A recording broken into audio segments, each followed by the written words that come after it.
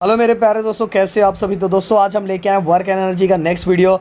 First part हो चुका है इस लेसन का, तो आपने देख लिया होगा, आपको अच्छे समझ में आ गया होगा। तो प्लीज़ दोस्तों अपने सपोर्ट और प्यार के लिए इस वीडियो को लाइक कर दें, चैनल को सब्सक्राइब करें एंड दोस्तों के साथ ज़रूर शेयर करें और प्यारा सा एक कमेंट्स करें, क्योंकि वो सब देख के हमें बहुत खुशी होती है और हमें यही तो आपका प्यार हमारे लिए एक मोटिवेशन होता है और हम और वीडियो बनाते जाएंगे दोस्तों। तो प्लीज़ इस यूट्यूब चैनल पर हर क्लास का वीडियो आ रहा है, फर्स्ट स्टैंडर्ड से लेकर 12th स्टैंडर्ड तक हर क्लास का वीडियो आ रहा है। तो दोस्तों आपके सपोर्ट और प्यार की हमें बहुत ज़रूरत है। ये चैनल को अपने दोस्तों के साथ ज़रूर शेयर करें। तो दोस्तों आज मैं जो टॉपिक लेके आया हूँ इस लेसन का वो है हमारा एनर्जी। तो दोस्तों ये टॉपिक स्टार्ट करने से पहले सबसे पहले आप मुझे बताओगे कि एनर्जी के बारे में आपको क्या लगता है, आप क्या समझते हो। दोस्तों अगर बस रट्टा मारना है तो मैं ऐसे ही बता सकता हूँ, the capacity of a body to perform work is called its energy. Okay, तो ये क्या समझ में है, वो क्या समझ में है। एंड दोस्तों कोई भी चीज़ों को अगर साइंस को समझना है तो उसको को रिलेट करो अपने डेली रूटीन डेली लाइफ के साथ, कि इन चीज़ों को आप कहाँ देखते हो, कैसे देखते हो और क्या हो रहा है। साइंस तो यही है दोस्तों, साइंस मतलब यही है। बट ओनली आपको रट्टा मारना है तो बात अलग है। तो दोस्तों हम यहाँ रट्टा नहीं चलता है, यहाँ कॉन्सेप्ट चलता है, हर चीज़ों को हम समझाना जानते हैं दोस्तों। ओके, तो चलो एक बार मैं बता देता हूँ। सबसे पहले चलो एक एग्जांपल ले लेते हैं। अगर मैं आपको बोलूँ, अगर मैं आपको ऐसा करूँ कि मैं आपको 20 डेज़ तक कुछ भी फूड खाने को नहीं दे रहा हूँ, तो आपकी जैसे एनर्जी फर्स्ट डे थी वैसे 20th डे रहेगा।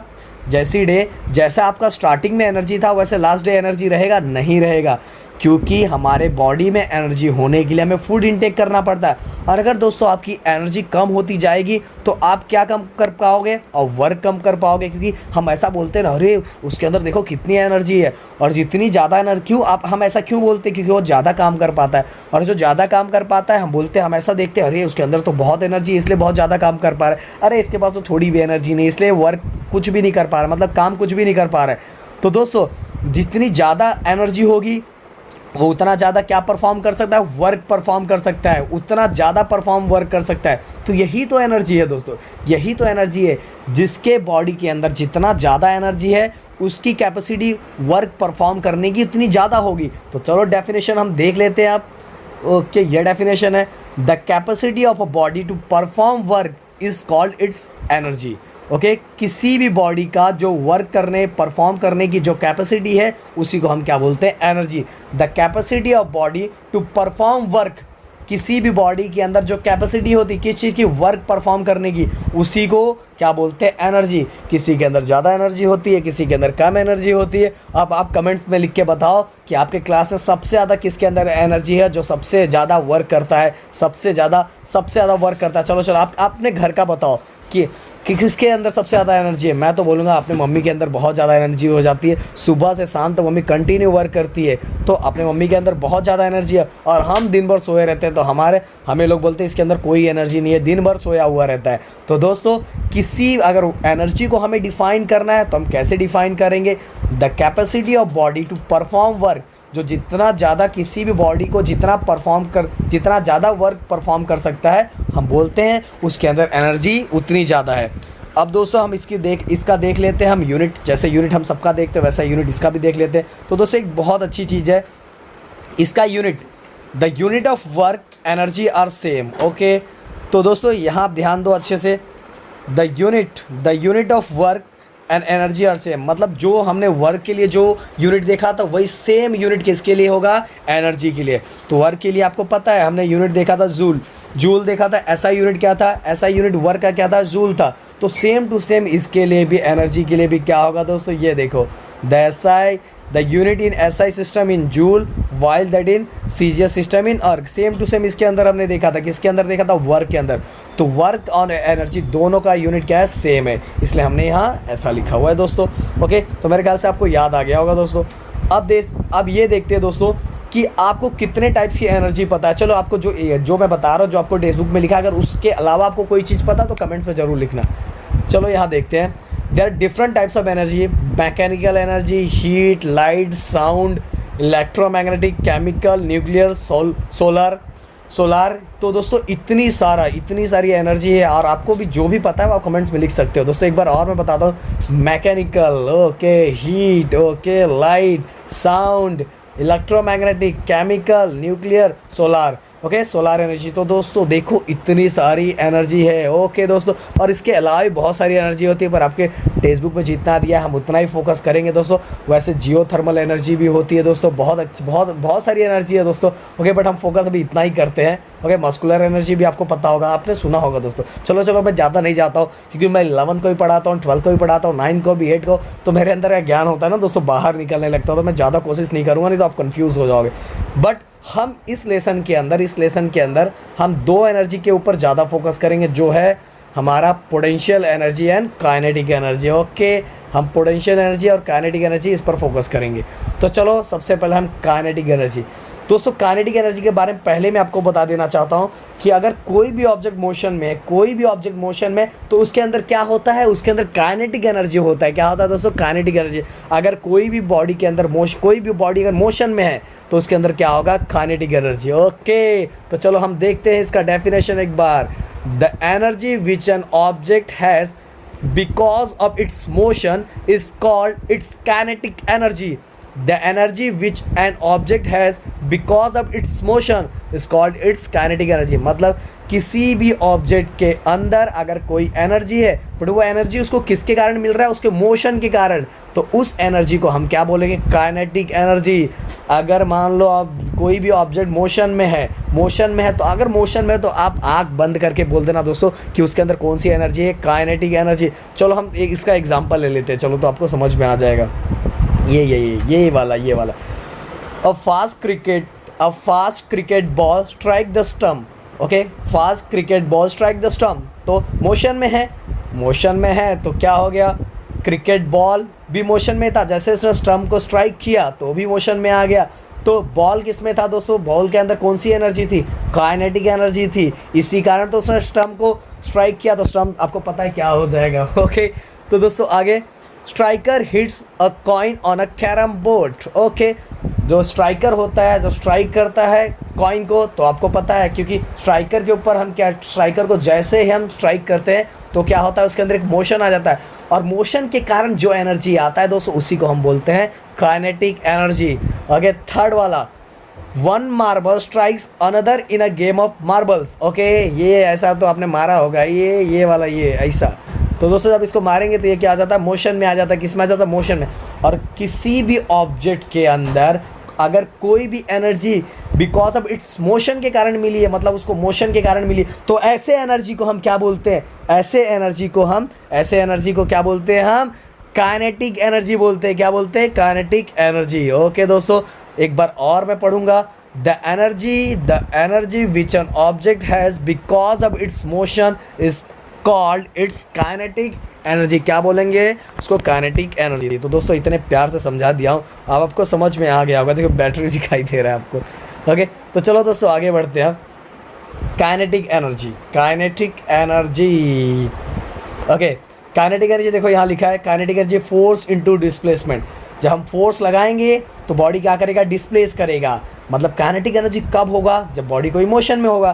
तो हमने कोई भी ऑब्जेक्ट रेस्ट में था, उस पर हमने फोर्स लगाया, वो क्या होगा? डिस्प्लेस हो गया। इसलिए दोस्तों यहाँ क्या लिखा? Force into displacement. क्योंकि काइनेटिक एनर्जी होने के लिए क्या होना चाहिए दोस्तों? काइनेटिक होने के लिए ऑब्जेक्ट किस में होना चाहिए? मोशन में। तो चलो देखते हैं। इसीलिए काइनेटिक एनर्जी इक्वल टू क्या था? Work. Kinetic energy equal to क्या होता है? वर्क। जितना, इधर ऐसा लिखता हूँ, एक मिनट हो जा भाई, ये क्या हो रहा? हाँ, kinetic energy equal to work. Okay, work done on object. जितना एनर्जी होगा उतना वर्क होगा, तो इसीलिए हम kinetic energy equal to work का हमने फॉर्मूला देखा था। क्या फॉर्मूला था? F into s, force into displacement. और इसी का यूज़ करके दोस्तों हम आगे का काइनेटिक एनर्जी का फॉर्मूला डिराइव करेंगे। किसका दोस्तों? आपको पता है एनर्जी इक्वल टू वर्क होता है। जितना हमारे अंदर एनर्जी होगा उतना ही हम क्या कर सकते हैं? क्या परफॉर्म कर सकते हैं? वर्क परफॉर्म कर सकते हैं। इसीलिए ये फार्मूला लिखा है दोस्तों, कंफ्यूज मत होना। जितना हमारे अंदर एनर्जी होगा उतना ही हम क्या कर सकते हैं? वर्क परफॉर्म कर सकते हैं। चलो तो करते हैं एक्सप्रेशन फॉर काइनेटिक एनर्जी। मतलब अब हमें एक्सप्रेशन करना है, मतलब हमें डिराइव करना है काइनेटिक एनर्जी का फॉर्मूला। पर दोस्तों मैं आपको उसको स्क्रीन पे नहीं करके बताऊंगा, क्योंकि मुझे पता है अगर आपको मैं स्क्रीन पे करके दिखाऊंगा, जैसे बाकी लोग यहाँ जो चीज़ें मुझे लगता है वो आपको समझ में आ जाएगा, उसको मैं यहाँ करवा देता हूँ। पर मुझे ऐसा लगता है कि इस डेरी इस इक्वेशन को, मतलब ये देखो दोस्तों, ये एक्सप्रेशन ऑफ काइनेटिक एनर्जी, मतलब काइनेटिक एनर्जी का हमें फॉर्मूला डिराइव करके बताना है। तो मैं इसको आके आपको एकदम फेस टू फेस आके आपको बताऊंगा, बोर्ड पे बताऊंगा। तो चलो दोस्तों, मैं आपको पहले ये एक्सप्लेन कर देता हूँ एकदम फेस टू फेस, क्योंकि ऐसे बताऊंगा तो आपको बहुत सारा कन्फ्यूजन रह जाएगा। तो चलो स्टार्ट करते हैं दोस्तों। तो दोस्तों चलो अब करते हैं हम एक्सप्रेशन फॉर काइनेटिक एनर्जी। तो दोस्तों सबसे पहले एक स्टेटमेंट बोलूंगा, उसको ध्यान से सुनना, क्योंकि देखो वो कॉन्सेप्ट स्टेटमेंट वैसे बुक में वैसे का वैसा लिखा है, आप उसको छाप सकते हो या उसको थोड़ा सिंपल तरीके से लिख सकते हो, आपको जैसे है वैसा कर सकते हो दोस्तों। क्योंकि मेन सबसे ज़्यादा फोकस करना है, ये तो लिखना है दोस्तों, कोई भी चीज़ छोड़ना नहीं रहता, कोई भी चीज़ छोड़ना नहीं था। बाकी ये जो एक्सप्रेशन है इसको मैं अच्छी तरह से आपको बता दूंगा, अच्छे समझ में आ जाएगा। ओके, तो दोस्तों हमें क्या दिया हुआ है, let us suppose any stationary object of mass m, मान लो कोई स्टेशनरी ऑब्जेक्ट का मास m है, its initial velocity v u, मान लो उसकी इनिशियल वेलोसिटी क्या है, u है। Okay, when we apply force on that object, अगर जब मैं उस पर फोर्स लगाऊंगा तो इट एक्सेलरेट, वो क्या होगा, एक्सेलरेट होगा। मतलब जब मैं उस ऑब्जेक्ट पे फोर्स लगाऊंगा तो आगे बढ़ना स्टार्ट होगा, और उस एक्सेलरेट हो रहा तो उसका एक्सेलरेशन हम लोग क्या ले लेंगे, a। After time t its velocity it's final velocity become v, कुछ टाइम के बाद उसकी फाइनल वेलोसिटी क्या हो जाएगी, v हो जाएगी। और जो जगह मतलब जहां से जहां तक वो गया, तो बीच का जो जगह होगा वो डिस्प्लेसमेंट को हम क्या लेंगे, s लेंगे। तो दोस्तों ऐसे अब करके डायग्राम बना के बताता हूँ छोटा सा। मान लो suppose any object of mass m, मान लो एक ऑब्जेक्ट है, इसका मास क्या है, m है। अब ये रुका हुआ है, स्टेशनरी ऑब्जेक्ट है, स्टेशनरी ऑब्जेक्ट है, रुका हुआ ऑब्जेक्ट है, इसीलिए इसकी इनिशियल वेलोसिटी क्या होगी, u, और इनिशियल वेलोसिटी की वैल्यू क्या होगी, 0, क्योंकि रुका हुआ ऑब्जेक्ट है, इसके अंदर कोई वेलोसिटी नहीं है, तो इसलिए इसकी इनिशियल वेलोसिटी क्या हो जाएगी, 0 हो जाएगी। जब मैं इसके ऊपर फोर्स लगाऊं, when we apply force on that object, अगर मैं इस पे फोर्स लगाऊंगा, इट एक्सेलरेट, ये क्या होगा, एक्सेलरेट। और आफ्टर टाइम t टाइम के बाद इसकी वेलोसिटी क्या हो जाएगी, v, इसकी फाइनल वेलोसिटी क्या हो जाएगी, v हो जाएगी। ये ऑब्जेक्ट पे मैंने फोर्स लगाया, ये ऑब्जेक्ट क्या हुआ, एक्सेलरेट हुआ, और ये इसने यहाँ पहले था, यहाँ से यहाँ गया, तो डिस्प्लेसमेंट जितना लिया, मतलब जहां से जहां तक जो गया, तो जो डिस्प्लेसमेंट है उसको क्या ले लूंगा, मैं s ले लूंगा दोस्तों। ओके, तो दोस्तों यही चीज लिखा हुआ है, यही चीज मैंने यहाँ लिखा हुआ। आप चाहिए तो जैसा मैंने सिंपल तरीके पे बताया, suppose any stationary object of mass m, okay, कोई स्टेशनरी ऑब्जेक्ट है उसका मास m है। Okay, when we apply for its initial velocity v, u, उसकी इनिशियल वेलोसिटी क्या है, u है। When we apply force and that object, अभी रुका हुआ है, अब मैं क्या लगाऊंगा, उसके ऊपर फोर्स लगाऊं, it accelerate, वो क्या हो रहा है, एक्सेलरेट हो रहा है। After time t it's become, it's final velocity become v, after time t के बाद उसकी फाइनल वेलोसिटी क्या हो जाएगी, v हो जाएगी। ओके दोस्तों, और जो हमने डिस्प्लेसमेंट कवर किया था उसको क्या बोलेंगे, हम s बोलेंगे, जितना डिस्प्लेसमेंट हमने लिया। दोस्तों आपको ये पता है, अगर कोई ऑब्जेक्ट एक जगह से दूसरे जगह जा रहा है, डिस्प्लेस हो रहा है, तो फिजिक्स के टर्म में बोला जाता है वर्क हुआ है। तो दोस्तों इसीलिए हम लोग यहाँ फॉर्मूला यूज करेंगे, W equal to F into s. Okay, तो यहाँ जो मैंने लिखा है ये भी एक बार बता देता हूँ। Suppose a stationary object of mass m, जो रुका हुआ ऑब्जेक्ट उसका मास m है, move because of an applied force, move क्यों हो रहा है, आगे क्यों जा रहा है, because of applied force. Let u be its initial velocity, u क्या है, उसकी initial velocity. Let the applied force be f, जो मैंने उस पर फोर्स लगाया उसको f लिया हुआ है। This generate an acceleration a in the object, जब मैंने इस पर फोर्स लगाया वो एक्सेलरेट होना स्टार्ट हुआ, और उस एक्सेलरेशन को मैंने क्या ले लिया, a ले लिया, क्या ले लिया, a ले लिया in the object. And after time t the velocity of the object become equal to v, मतलब आफ्टर टाइम t के बाद उसकी जो फाइनल वेलोसिटी क्या होगी, v हो गई। Okay, the displacement during this time is s, मैंने बोला कि जो यहाँ से यहाँ तक डिस्प्लेस हुआ वो क्या था, हमारा s था। द वर्क डन, वर्क हुआ क्योंकि ऑब्जेक्ट क्या हो रहा है, डिस्प्लेस हो रहा है, ऑब्जेक्ट डिस्प्लेस हो रहा है, इसलिए वर्क डन कितना हो जाएगा, W equal to F into s. बहुत सिंपल का देखिए, तो इसीलिए दोस्तों हम फॉर्मूला यूज करने वाले हैं W equal to F into s का, क्योंकि कोई भी ऑब्जेक्ट अगर एक जगह से दूसरे जगह जाता है तो क्या होता है, डिस्प्लेस होता है। ये मार्कर चेंज कर लो, देखो कोई मार्कर चल रहा है, एफ इंटू एस। ओके दोस्तों, सबसे पहले हम एफ फाइंड करेंगे, देन हम एस फाइंड करेंगे, और दोनों फाइंड करके यहाँ पुट कर देंगे और हमारा आंसर आ जाएगा। तो चलो एक एक करके, सबसे पहले मैं इसको दे देता हूँ इक्वेशन नंबर 1। इक्वेशन नंबर 1 ध्यान देना दोस्तों, ये फोकस है, ये कुछ नहीं है इतना, ये इस पे ध्यान देना बहुत अच्छे से। Force equal to mass into acceleration, mass into acceleration, ये आपको कैसे पता चलेगा, Newton's second law of motion. Okay दोस्तों, ये हमने पढ़ा था, याद होगा आपको। Second law of motion, rate of change of momentum is directly proportional to the applied force, और सी का हेल्प लेके हमने ये फाइनली लास्ट में फाइंड किया था F equal to mass into acceleration. तो दोस्तों इसमें का हमें ये एफ मिल गया। अब हमें फाइंड करना है एस। एस कैसे फाइंड करेंगे दोस्तों? S equal to u t plus half a T square, u s equal to u t plus half a T square. ये दोस्तों कहाँ से हमें मिला आपको पता होगा, ये भी क्या है, Newton second equation of motion. Newton second equation of motion, Newton second equation of motion. दोस्तों ये भी किया था हमने, तीन इक्वेशन किए थे। तीन इक्वेशन क्या था, v equal to you plus a t, v equal to you plus a t. Second था हमारा s equal to u t plus half a T square. Third हमारा था v square equal to u square plus 2as। Sir आपको याद कैसे रहता है? याद रहता है दोस्तों, बार बार अच्छे से पढ़ो, याद हो जाएगा। s equal to u t plus half a T square. Okay दोस्तों, तो f भी मिल गया, s भी मिल गया, बट हम इसके अंदर कुछ चेंज करेंगे दोस्तों। जैसे अब आपको पता है u क्या इनिशियल वेलोसिटी है, और इनिशियल वेलोसिटी क्या होती है, 0 होती है। तो u की जगह पे 0 into T plus half a T square. तो ये 0 हो गया, तो ये अगर 0 को किसी भी नंबर के साथ मल्टीप्लाई करेंगे तो आंसर क्या आ जाएगा, 0 आ जाएगा। तो s इक्वल टू क्या मिल गया हमें, ये पूरा 0 हो गया है, 1/2 ए टी स्क्वायर। तो दोस्तों अब इसको हम दे देते हैं इक्वेशन सेकंड, इसको दे देते हैं इक्वेशन सेकंड। ओके, ये मार्कर ही चेंज करना पड़ रहा है। 1/2 इसकी इक्वेशन इसको हम दे देते हैं सेकंड। तो दोस्तों फर्स्ट हमें मिल गया, हमें सेकंड मिल गया।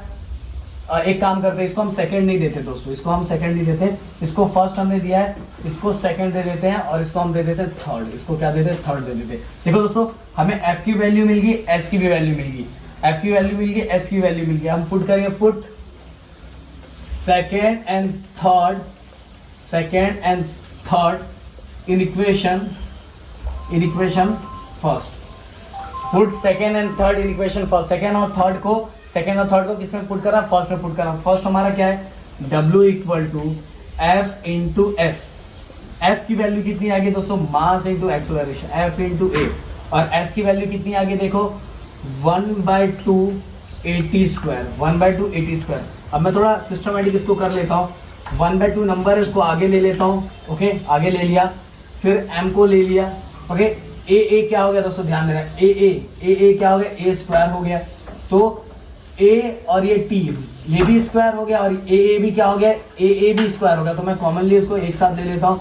ओके, ध्यान दो दोस्तों, 1/2 को मैंने आगे ले लिया, देन m हो गया, फिर ए क्या हो गया, ए स्क्वायर। ए क्या होता है, ए स्क्वायर होता है, और t भी स्क्वायर है, इसलिए दोनों स्क्वायर है, इसलिए मैंने इसको एक साथ ले लिया, कॉमन ले लिया, 1/2 m a t whole square. Okay, ये आ गया हमारा w equal to 1/2 m a T square. तो दोस्तों अब हम क्या करने वाले हैं, ध्यान देना।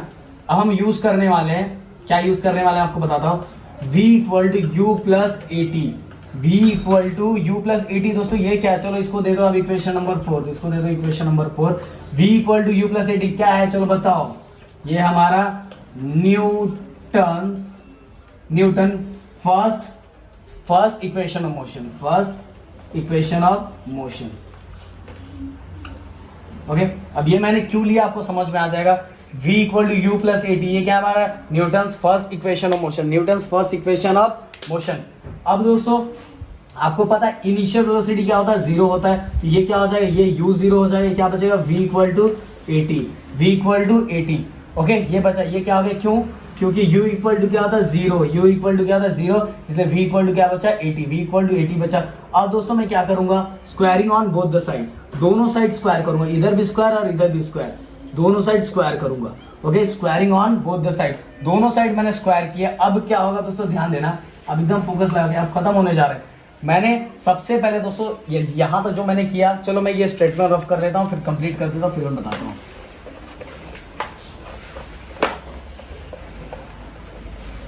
ये रफ कर दिया मैंने। अब okay, v square equal to a T square, यहाँ भी ए टी स्क्वायर है, ए टी स्क्वायर की जगह मैं क्या लिख सकता हूँ, वी स्क्वायर लिख सकता हूँ ना, क्योंकि a T square equal to क्या है, v square, a T square equal to क्या है, वी स्क्वायर। तो मैं कैसे लिखूंगा, put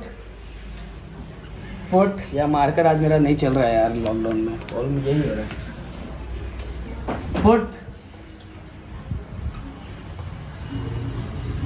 fifth in fourth, okay, put fifth in fourth, fourth में पुट करना है। फोर्थ हमारा क्या है, W equal to 1/2 m into 80 square, 80 square equal to दोस्तों क्या आ गया, V स्क्वायर, क्या आ गया, V स्क्वायर।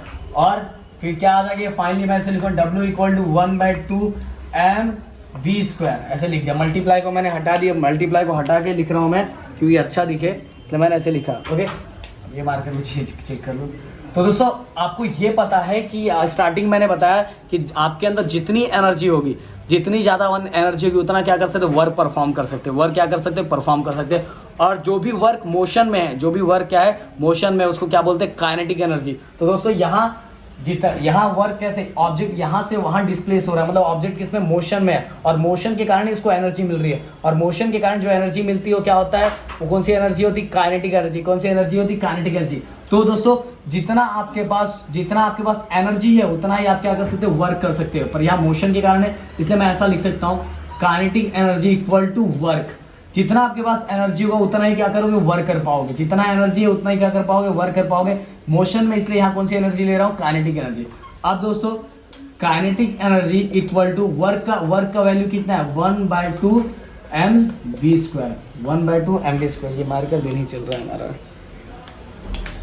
1/2 mv square. तो दोस्तों ये this is expression for kinetic energy. यही किसके लिए एक्सप्रेशन है, काइनेटिक एनर्जी के लिए। तो दोस्तों स्टार्टिंग से एंडिंग मैंने क्या किया, सबसे पहले मैं आपको एक बार रिवाइज करवा देता हूँ। सबसे पहले मैंने वर्क लिया, वर्क का फॉर्मूला क्या होता है, force into displacement, force into displacement. फिर मैंने फोर्स की वैल्यू पुट की। देन अगेन डिस्प्लेसमेंट एस के लिए मुझे क्या लेना पड़ेगा, Newton second equation of motion, जो होता है s equal to u t plus half a t square. फिर से उसके अंदर मैंने u को 0 लिया, इसलिए मुझे s इक्वल टू क्या मिल गया, 1/2 80 स्क्वायर मिल गया। s इक्वल टू वैल्यू क्या मिल गई। फिर इसके बाद मैंने क्या किया, सेकेंड और थर्ड, ये सेकेंड और थर्ड को मैंने फर्स्ट में पुट कर दिया, f और s की वैल्यू पुट कर दी। फिर से उसको और डिराइव करने के लिए हमने क्या किया कि एक फॉर्मूला, ये एक हमने इक्वेशन लिया जो न्यूटन का ही था। वो कौन सा इक्वेशन था, Newton first equation of motion. और Newton first equation of motion क्या था, v equal to you plus 80। और u क्या है, इनिशियल है, 0 हो गया, इसलिए v इक्वल टू 80 बचा। बस दोनों साइड मैंने स्क्वायरिंग किया। स्क्वायरिंग इसलिए किया क्योंकि मुझे इसकी तरह बनाना है, तो मैंने दोनों साइड, एक साइड स्क्वायरिंग नहीं कर सकता दोस्तों। अगर मैथ ले लो या फिजिक्स ले लो, कोई भी चीज़ आप कर रहे हो तो उसको बैलेंस करना पड़ता है। तो मैंने दोनों साइड क्या किया, स्क्वायरिंग किया। दोनों साइड स्क्वायरिंग करने के बाद ये क्या हो, v square equal to 80 square हो गया।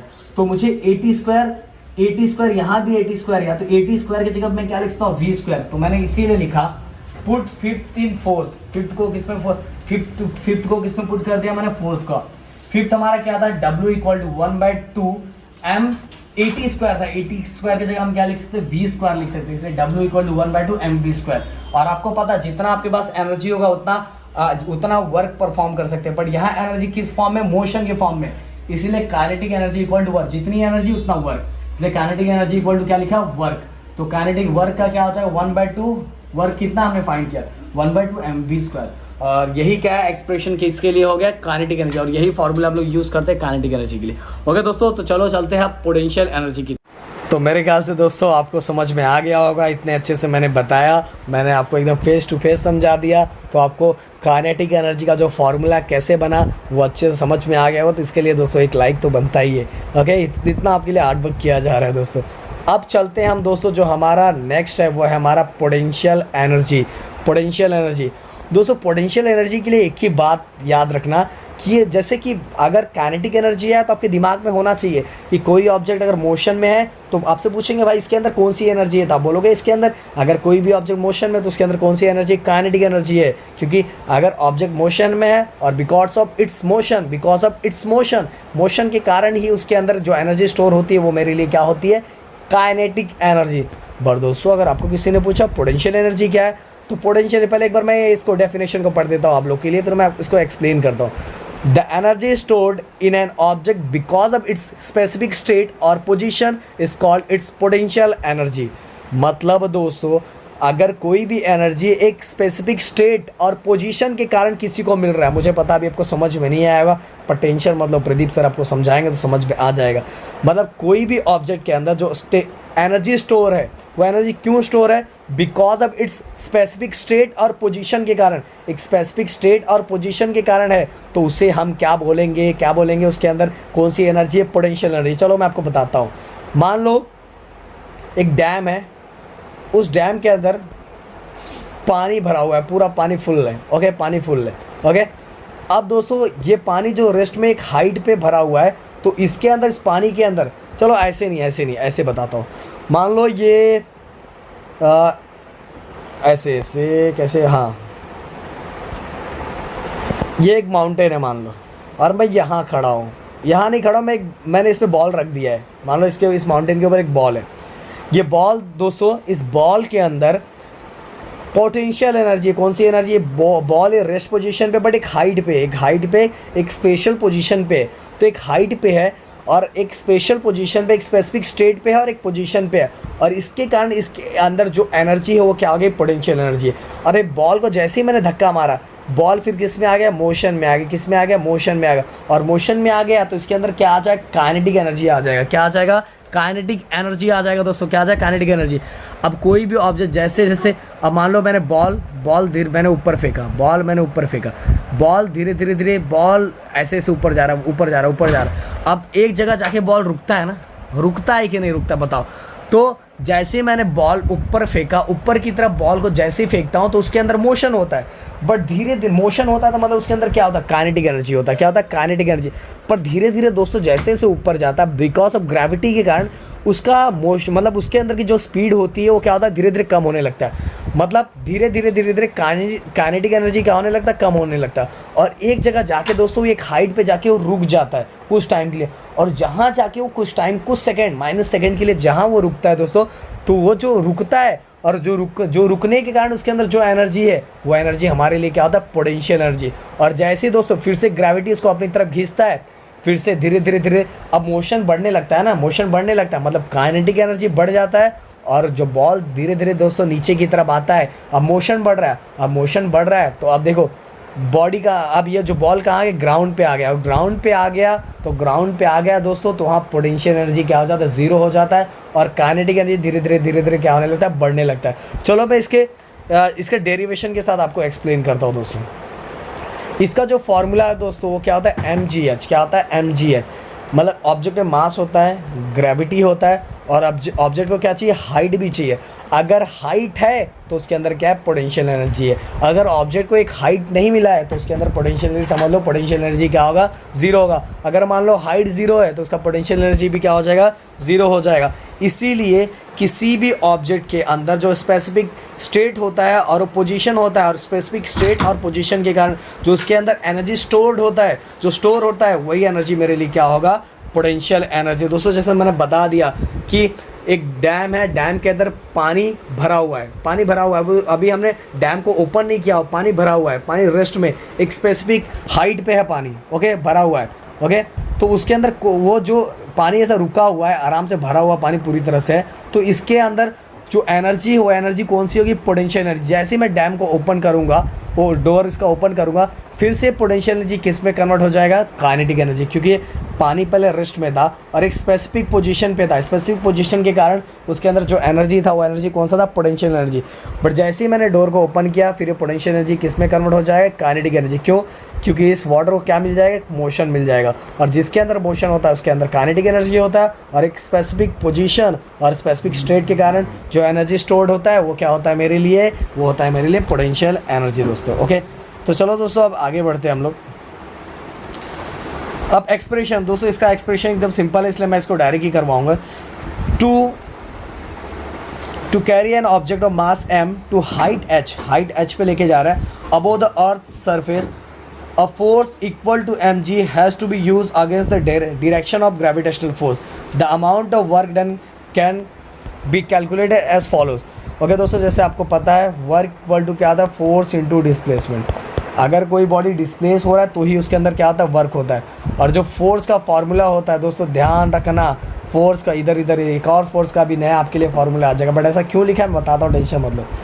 Force into displacement, okay. इससे पहले भी हमने फोर्स और डिस्प्लेसमेंट का यूज़ करके काइनेटिक एनर्जी को डिराइव किया, और अभी भी हम काइनेटिक एनर्जी को हम पोटेंशियल एनर्जी को इसी का यूज़ करके क्या करेंगे, डिराइव करेंगे, ओके।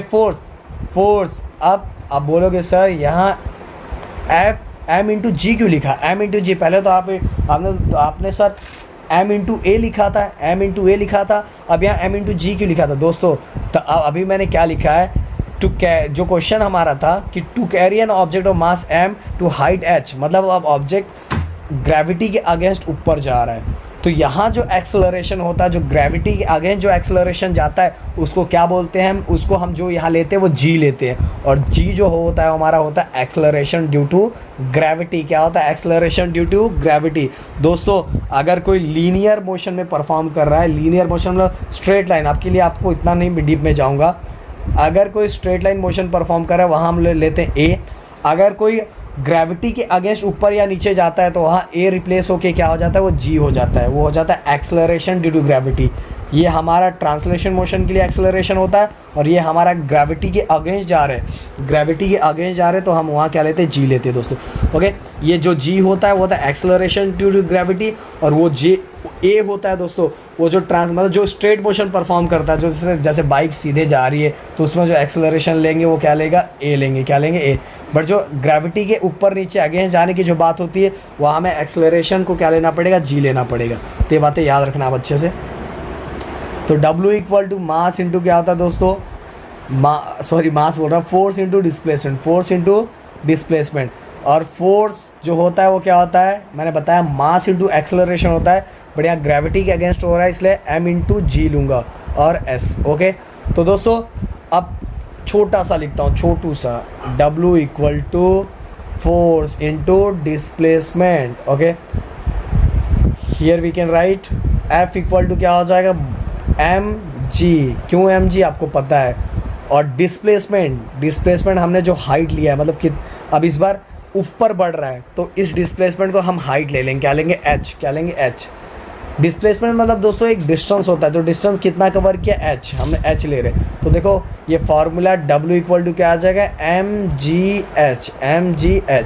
ओके, आप फिर से वही चीज़ लिखना है कि अगर कोई बॉडी के अंदर एनर्जी होगा तो ही क्या करेगा, वो वर्क करेगा।